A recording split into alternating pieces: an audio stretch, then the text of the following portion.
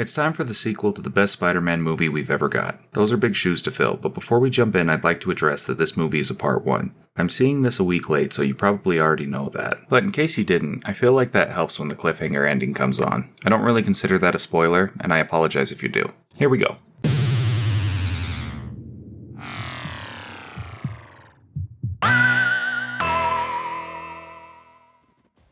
Spider-Man Across the Spider-Verse picks up a year and some change after the last flick. Surprisingly, we open with Gwen in her universe. We get that for about 25 minutes, and I loved it. Gwen gets a huge arc that's totally fleshed out, and it will continue to be fleshed out in the next movie because, like I said, this is a part 1. Blue balls.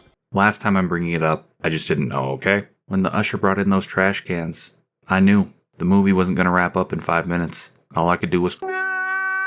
We find out from the opening that there is an elite team of spider people that are trying to stop these problems that are happening throughout the Spider-Verse. There are people and events that are popping up in different timelines that they're not supposed to be in. The team's goals aren't explained to Gwen very well to begin with, but due to some unsavory circumstances, she joins up. After that, we cut to Miles, and he is just as great as you remember. He's grown up quite a bit, not only physically, but as a person as well. He's been Spider-Man for the better part of 2 years after all. The thing is, Miles misses his friends, and he's having a hard time moving on from them. His past comes back to haunt him further when a new villain called the Spot comes on the scene. This menacing and funny villain starts fucking with the multiverse, so Miles has to team up with the Spider Team to stop it.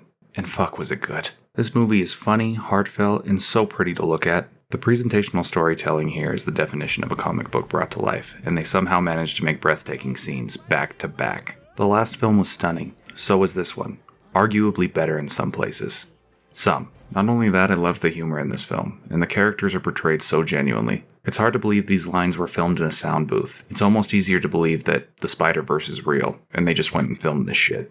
Okay, it's time to talk about the soundtrack. Yes, they nailed that too. Amazing original and licensed tracks that managed to accentuate the tone. Because there's really not much else to say. I just loved it. And you should go see it.